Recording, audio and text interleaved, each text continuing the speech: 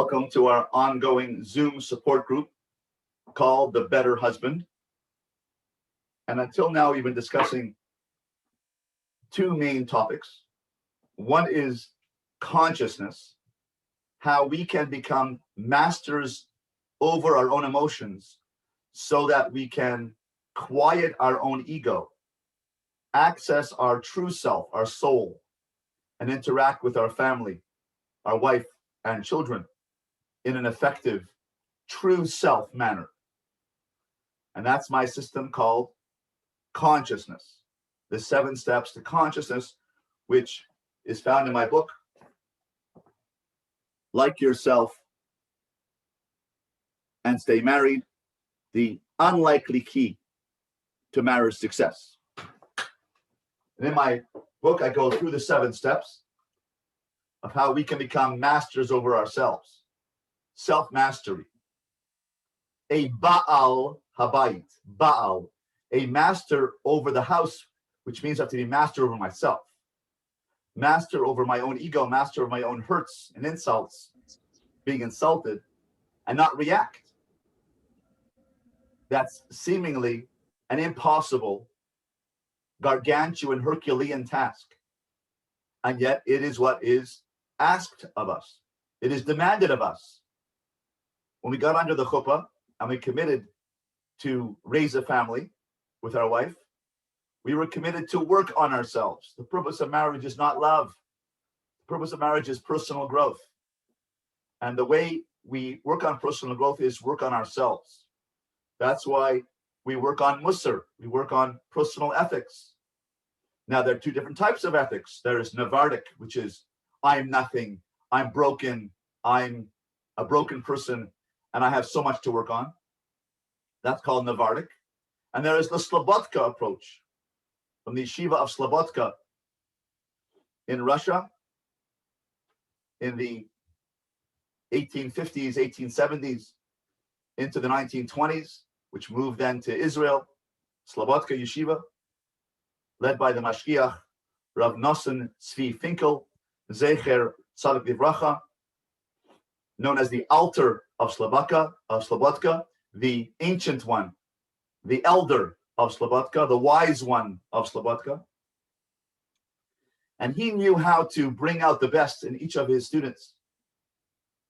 He knew their uniqueness, and that's what this approach is. The idea of consciousness is being conscious of your unique benefits and value.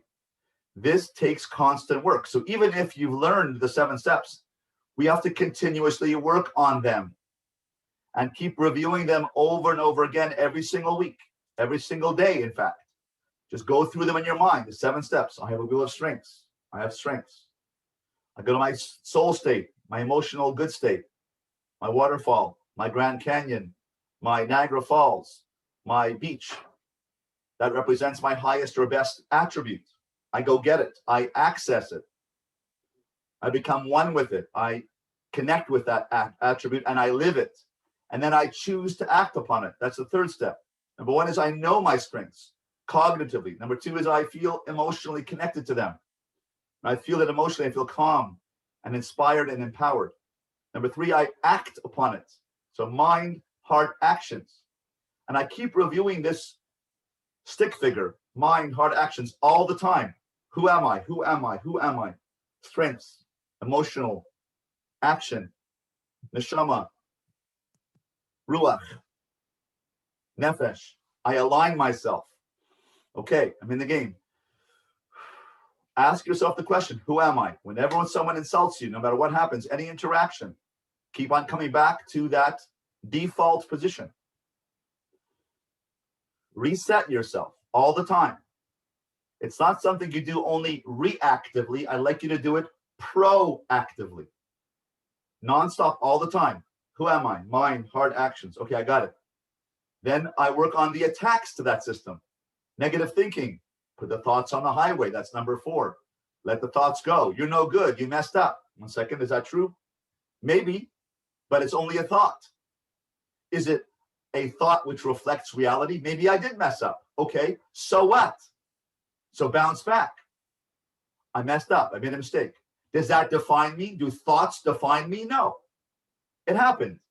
The thought is what interprets the event. The event is I didn't take out the garbage. The event is I did not come home on time. The event is I was not supportive to my wife.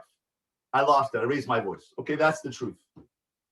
But then my mind starts attacking me and says to me, you're no good. You're good for nothing. You're useless.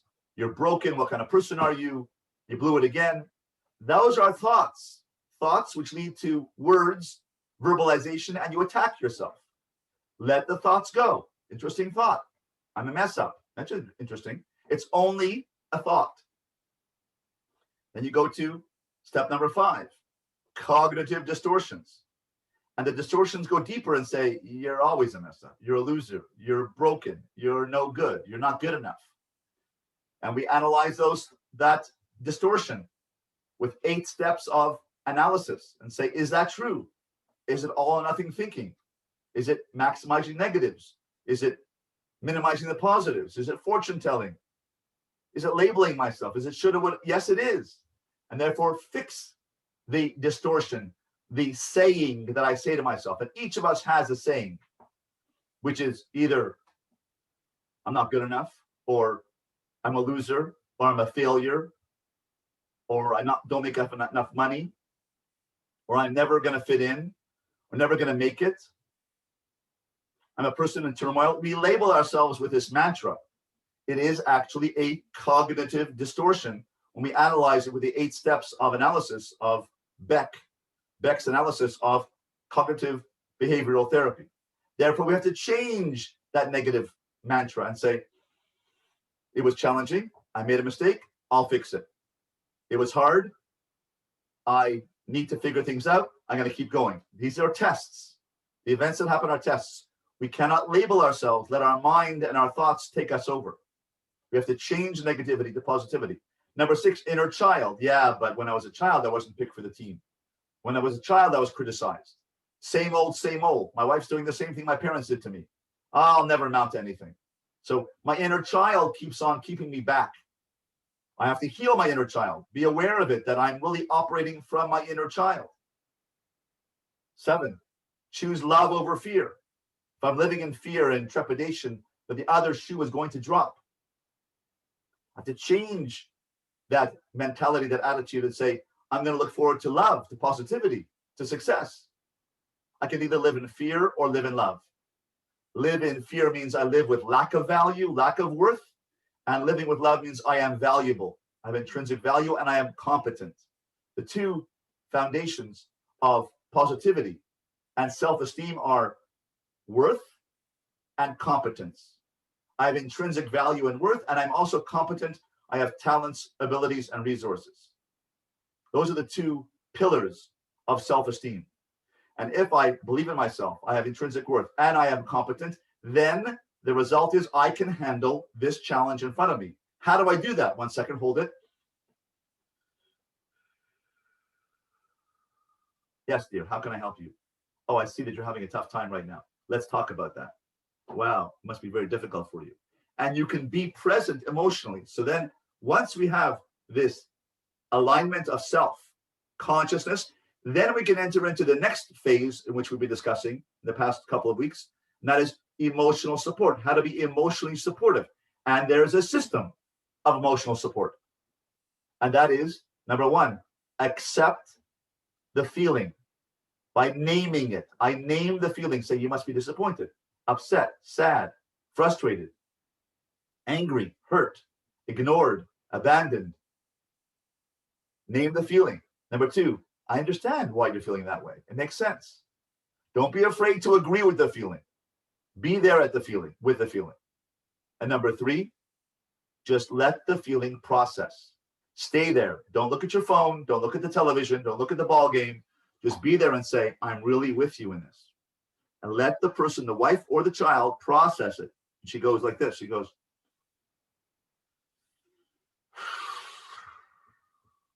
man. Let the feeling be released. Once the feeling is released, then we can move on and problem solve, negotiate, mediate. So those are the things we discussed. Consciousness, 7 steps. And if we're conscious, then we can be emotionally supportive. Now let's move on to the next dimension, of our work together and our discussions. And that is, if we feel good about ourselves, if we like ourselves, if we're conscious and we learn to be emotionally supportive, the next part of the equation is the technique called zero criticism. Not criticizing our wife or our children, refraining from criticizing, directing, judging, putting them down. This is crucial. Why? This is crucial because the definition of marriage or family life or love is emotional safety. The word love is too broad, doesn't mean much. It's just a global concept called love, a feeling. But the real underpinning of love, of creating an atmosphere of love in the home, is creating emotional safety. Emotional safety means I can come into my home and I'm not going to be put down, judged, criticized, or nagged about something. So that is a crucial piece that we don't really pay too much attention to because we criticize all the time. Why is this happening? Why is that happening? Why did you do that? Why, where's dinner? What?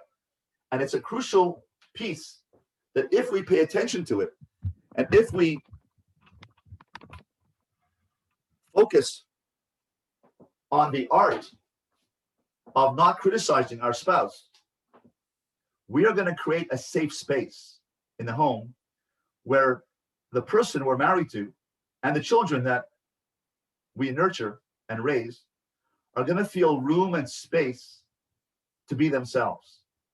And it's very powerful when people say to me in my office that my spouse has accepted me for who I am and allows me to be me. I feel I can be myself in front of my spouse. I don't have to be somebody else. This is crucial for emotional safety, emotional security, so that love can happen, that openness can happen, that emotional connection can happen. So criticism destroys that kind of emotional safety.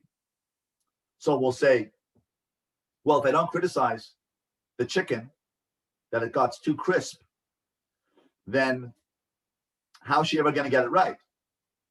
If she doesn't, write the checkbook properly, then how am I going to get my balance my books? So it all depends on the tone you use. The tone of voice that we use cannot be a harsh, critical, negative tone. It has to be a loving, positive tone.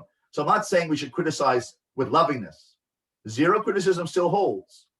But the way in which we can speak with our spouse is called I, the letter I, messages.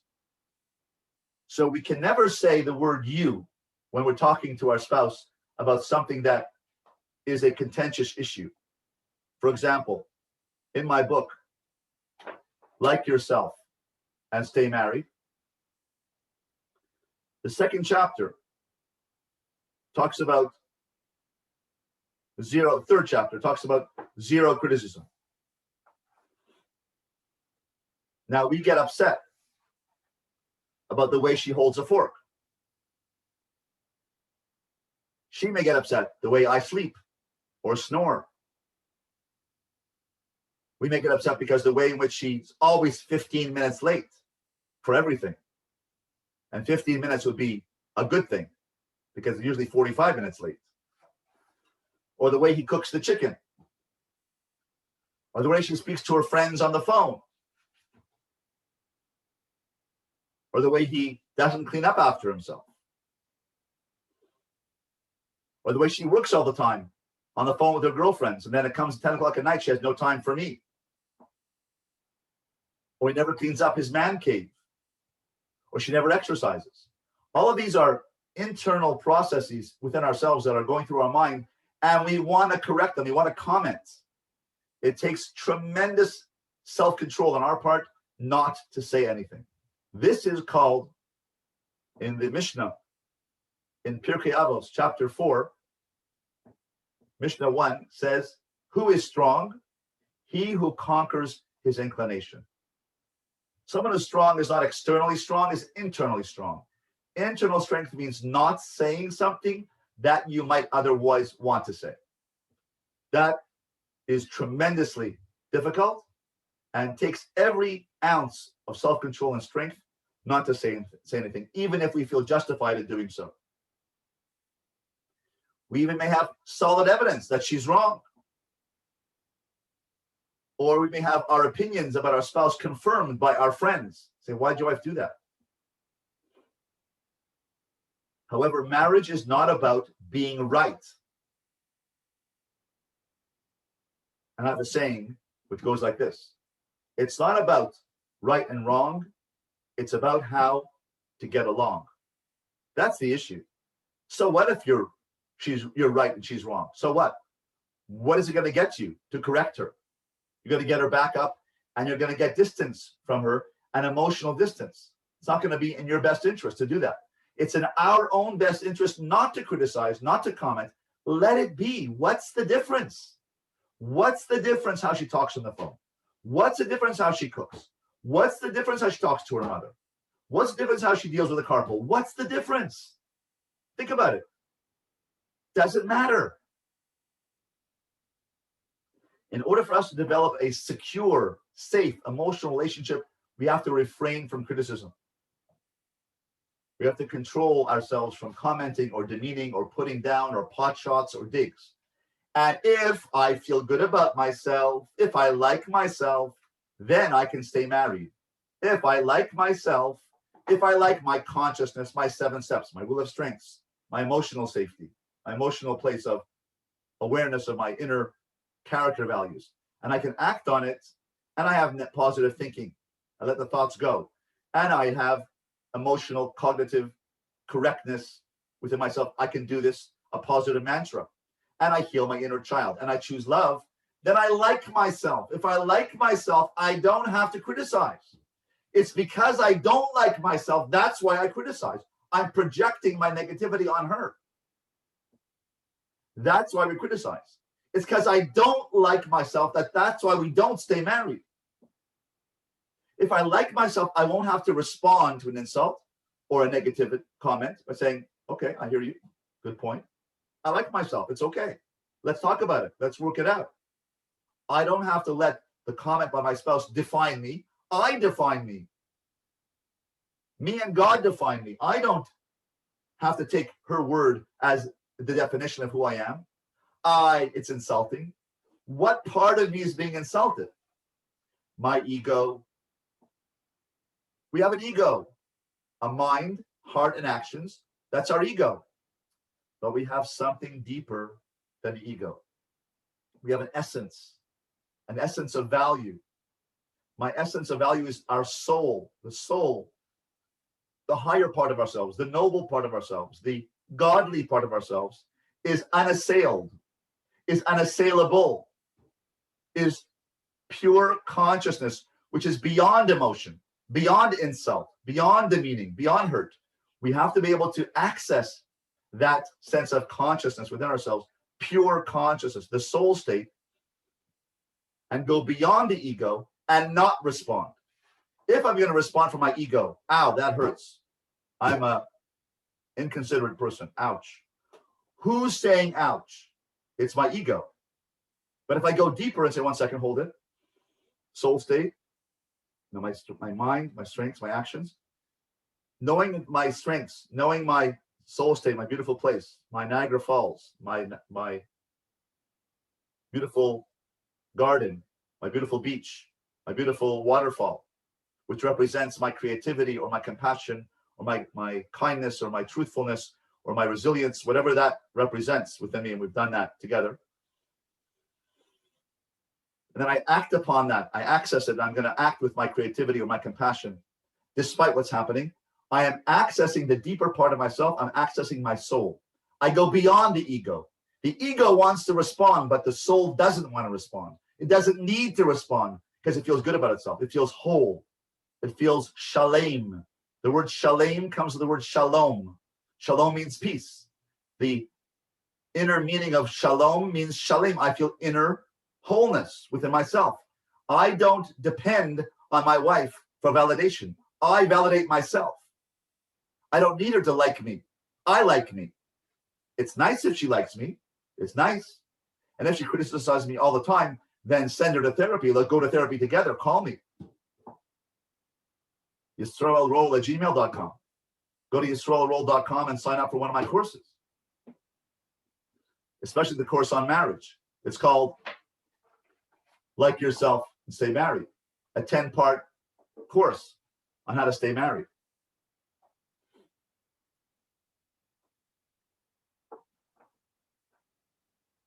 Now, the reason why we shouldn't criticize our spouse is drawn from the same reason, or a deeper reason, of why we shouldn't criticize children.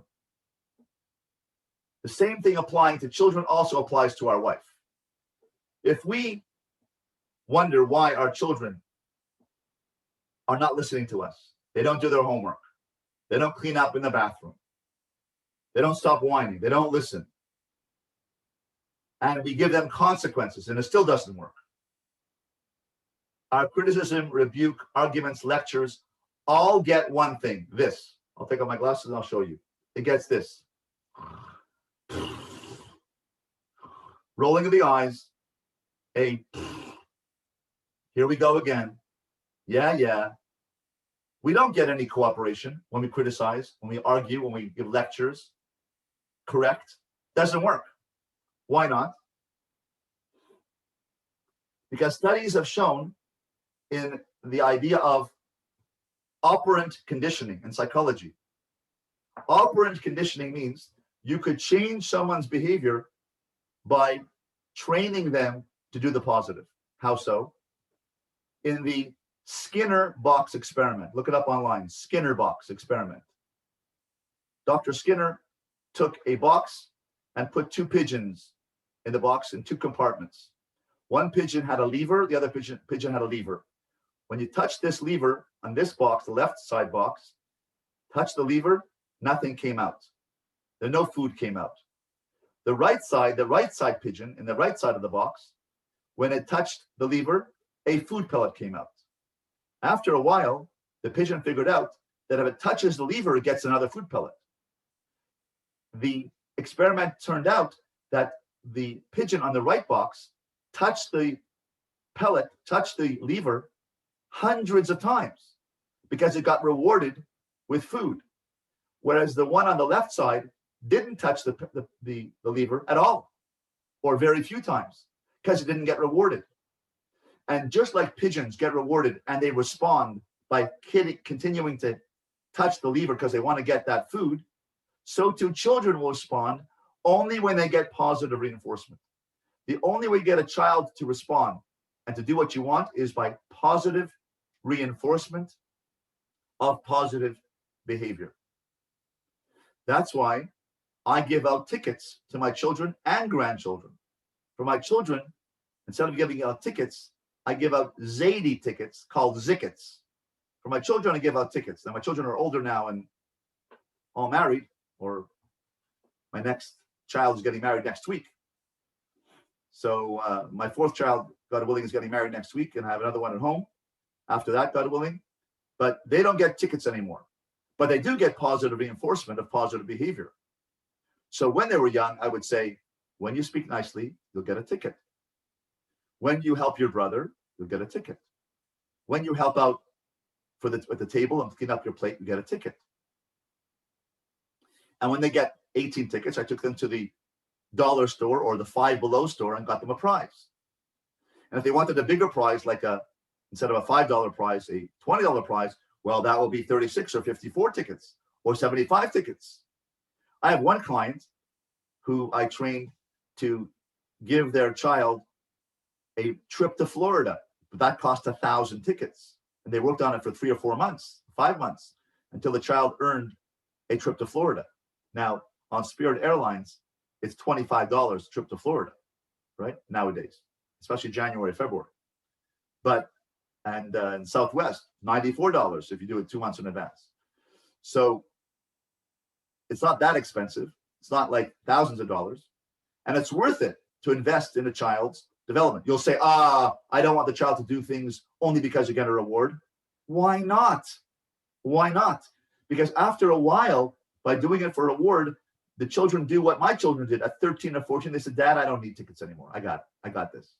I trained them to do the right thing by a token economy. It's called token economy, where you give tokens for good behavior. You train them to do the right thing. And the Rambam says you should do that. You should train children by giving them positive rewards. It's okay to do that. And then eventually, when they turn 13, 14 years old, they don't need tickets anymore. So we always operate by positive reinforcement of positive behavior. And that's the only way to get a child to behave. And so too with our wife. Only with positive reinforcement, positive feedback, positivity, encouragement, do we get a wife to continue to do the right thing or the good thing. Not that we're trying to manipulate a wife. Rather, we want them to work with us. But negative arguments, putting down, pot shots, digs, is not going to get you anywhere. It's going to get you distance. And that's where you get into fights with the wife.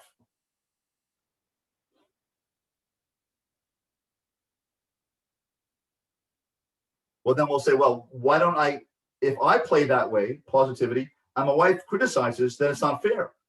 The answer is, if you work on yourself, section 1, consciousness, 7 steps, work on yourself, you can learn not to respond by not responding from your ego self, but go to your higher self. 1 second. It takes a second to get there. 1 second, hold it.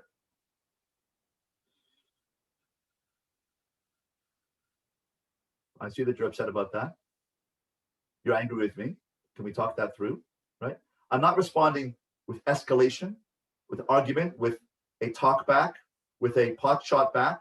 So, well, you don't do that, and you don't respond properly, so why should I? And that escalates. You know, you talk about a toaster or a piece of toast, turns into World War III. That's because I'm responding from my ego. So we have to work on ourselves.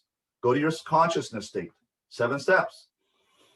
If I like myself, because my consciousness is good, it's valuable, it's talented, I like myself. 1 second.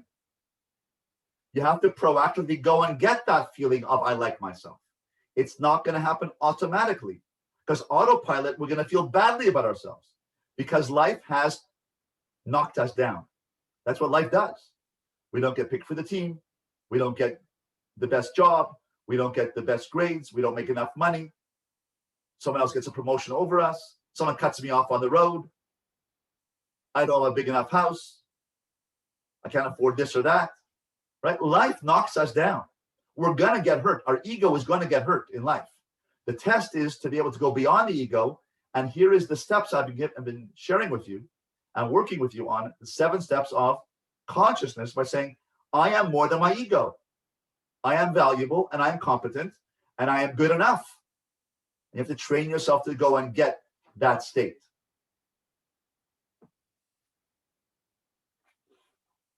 Now, when we do that, then we no longer have to say the you word, Y-O-U.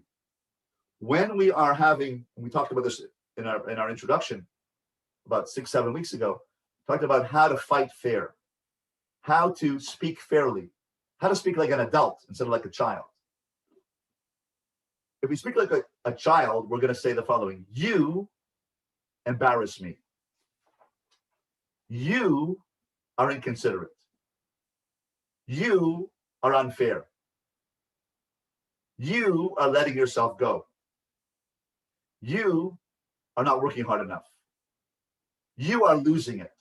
If you say you, how would you feel? How would you feel if you were told the word you?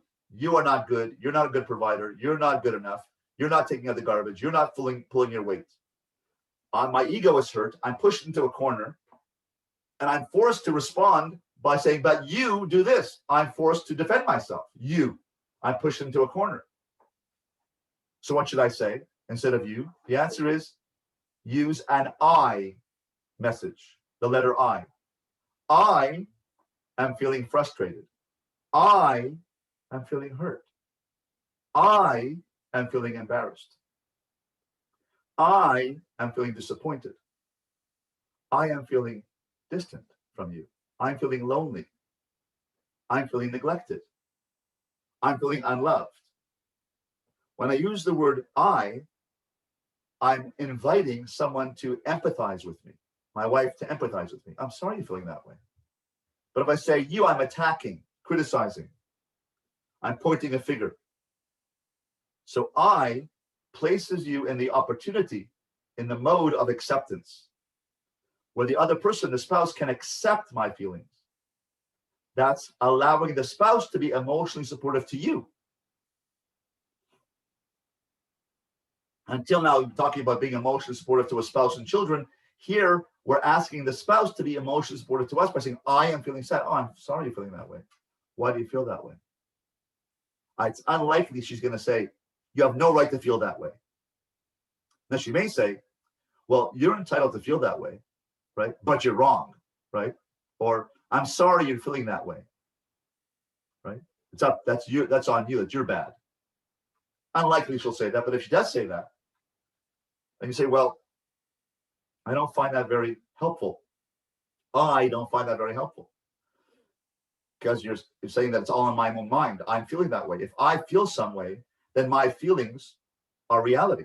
My perceptions are my reality. I feel that way. Person has to learn to empathize. Just as we're learning to empathize with our wife and children, we have to hope that our wife is listening to the Growing Wife series, which I give on Sunday mornings at 10 o'clock in the morning. And she's learning the same thing, how to be empathic to ourselves.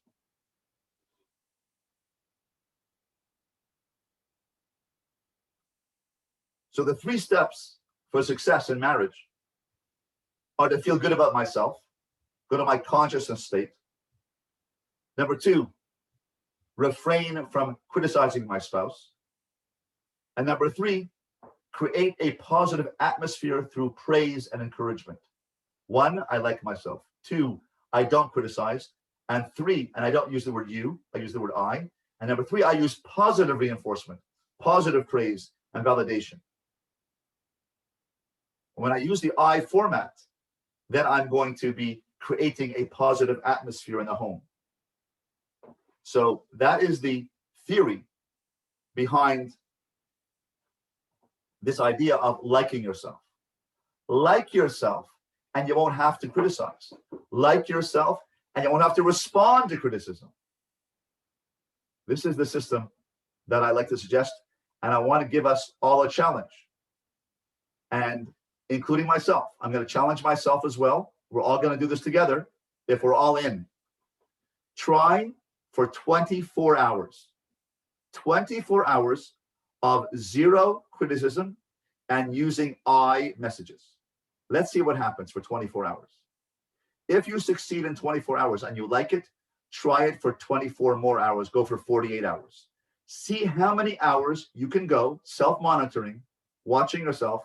How long can you go in the next week of focusing on I messages and of non-criticism? And if you build that kind of success, you're going to notice something in the home.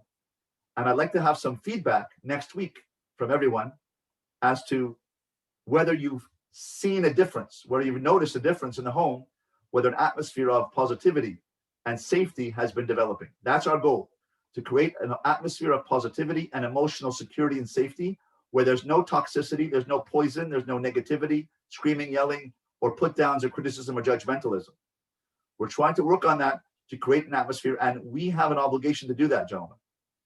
So I want to open the floor now for a moment to ask you for your feedback. Do you think you can do this? Are you willing to take on this challenge? Can you take on the 24-hour challenge of zero criticism and using I messages? Do you think you can do that? And do you think it will work or benefit? Any comments or any thoughts, gentlemen? Can I say something, Roberto? Please, of course. Two things. The first thing, it's definitely a good challenge, but I don't know if there's a high pressure situation where 2 kids are fighting, or someone's about to hit somebody, or somebody has not, my blood pressure tends to go up a little bit. So then the more pressure there is in the house, or the more pressure in the situation, I tend to not be able to concentrate on doing this. So is there a way to keep my temperature down? Does that make sense? Excellent. Okay, so number one, breathing to yourself. You don't have to say, stop guys, I'm going to do a meditation now. Hold it. Stop the phone. Hold the phone. I'm going to do meditation. 1 second. Daddy's going to do a meditation now. Hold on. Dad, stop that. Stop that, Dad. You don't have to do that. But you can meditate to yourself by this. Watch this. The kids are fighting. You go like this.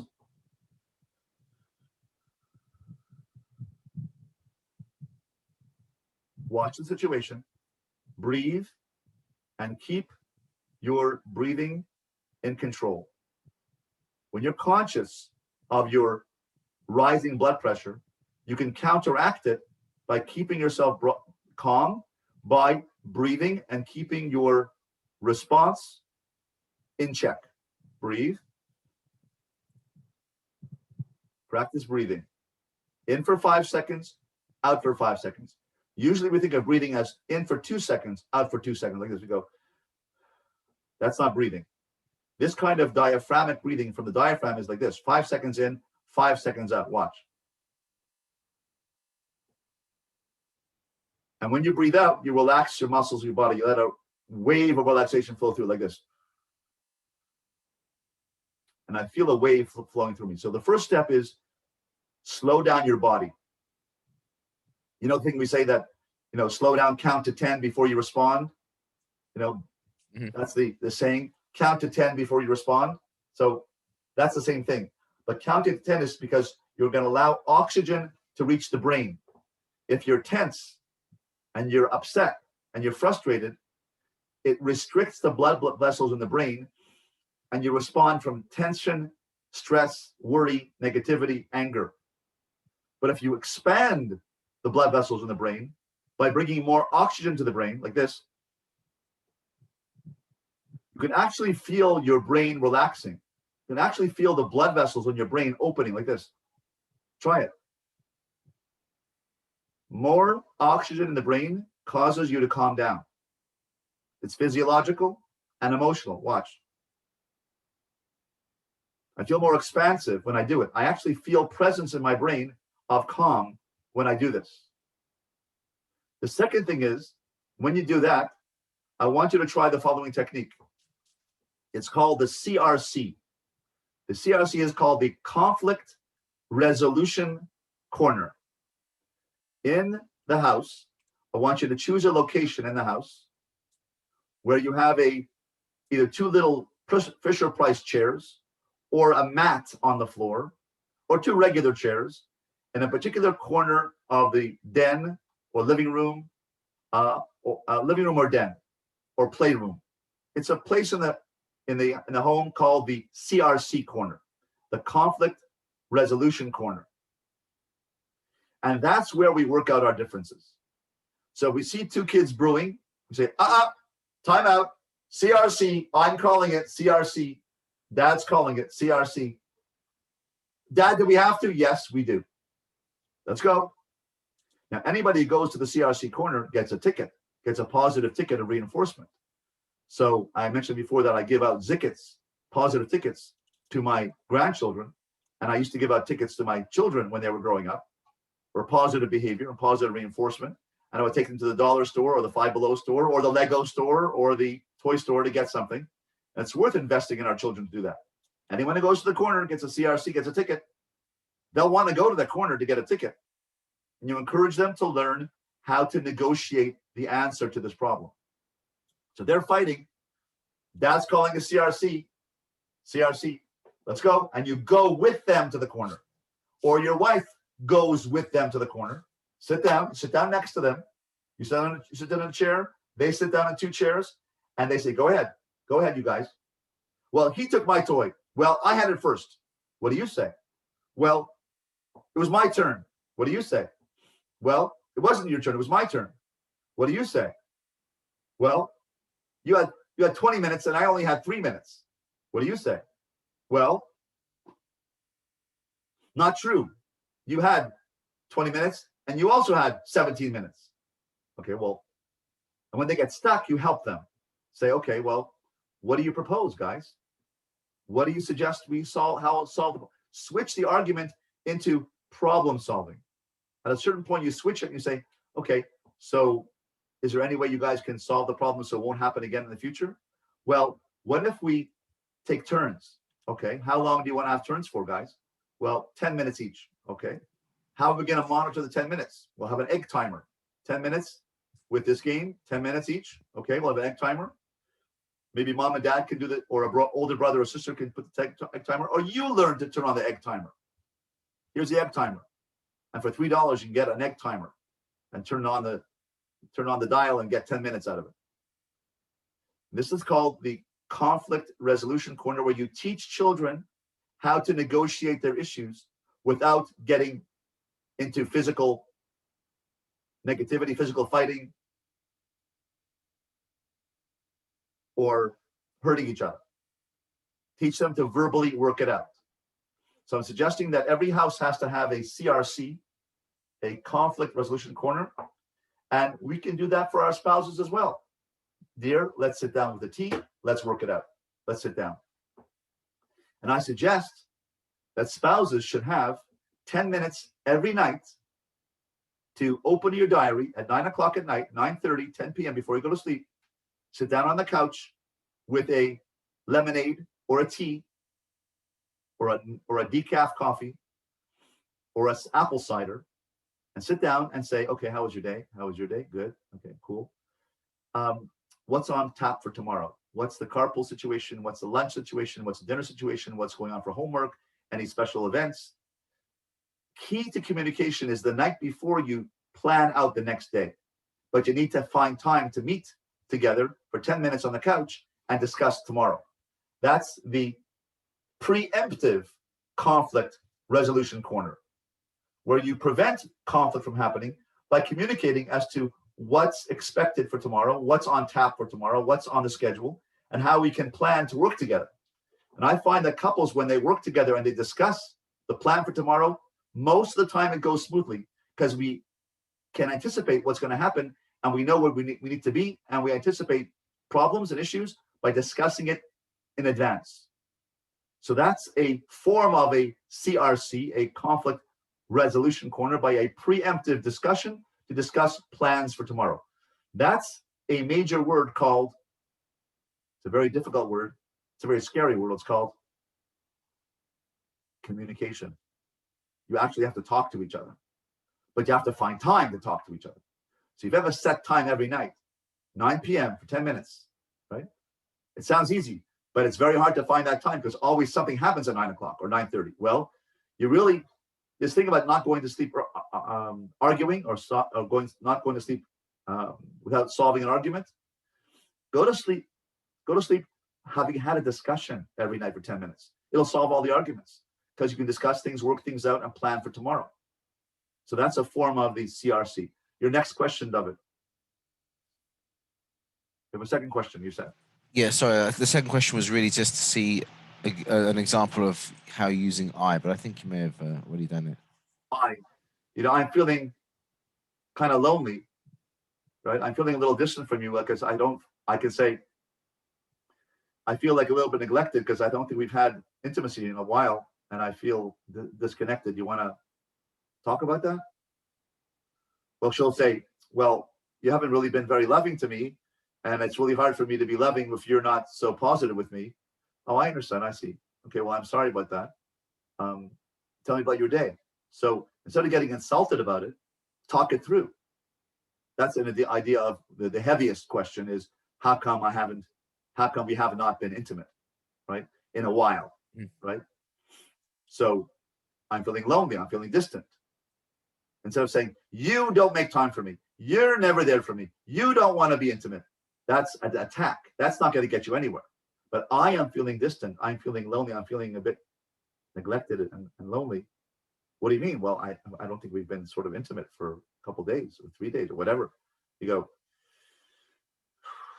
I've been really busy right now, and I understand that. And you know, I'm being pulled in all directions. So you can be empathic and say, I understand that you're being pulled by the kids, you've been pulled by your mother, pulled by the veterinarian, you're being pulled by shopping and stuff. You're exhausted. You haven't been feeling well. I understand that. Oh, thank you for being empathic. Once you show empathy, she'll feel more connected. She'll want to be connected to you, right? So you can work that out by showing empathy. Or another idea of saying I messages is, I'm feeling a little nervous right now about our budget. I'm feeling a little bit pressure because of our budget. Says, well, what do you expect me to do? So I'm not expecting anything. I just want to talk about my feelings of stress. I'm feeling overwhelmed and stressed about our budget. We're, you know, in the red by $500 this month, as we are every month. And I'm really stressed about that. Well, I'm sorry you feel that way. I can't have nothing to do about that. I just have to buy the kids clothes and food. What am I supposed to do? Maybe you should make more money. Oh, that's a hurt. One second, my ego's hurting. One second, hold on. Mm-hmm. Ouch, ouch, that hurts. One second. I said, I feel a bit hurt by that because I'm doing my best. I know you're doing your best. And I'm trying, and I think you're making money as well. And together we're trying to support this family, but we're in the red. It's hard. What do you want me to do about it? I don't want you to do anything. I just want you to understand how stressed I am. Okay, well, I understand you're stressed, and I appreciate how hard you're working for the family. Oh, thank you so much. So you may not have a solution to the problem, but you're going to have empathy. When you say I, it lends itself to more discussion and more empathy on the part of both parties, instead of accusation, recriminations, finger pointing, escalation.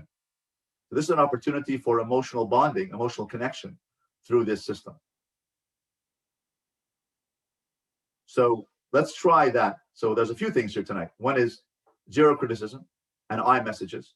Number two is the CRC, conflict resolution corner, and trying to be positive with positive praise and validation, which will come to in the future weeks as well. So gentlemen, thank you so much for joining us tonight. Look forward to seeing you next week in our next installment of The Better Husband. Thanks. Thank you. Mazel tov and yechasna. Thank you so much. Thank you so much. Thank you. Have a good night.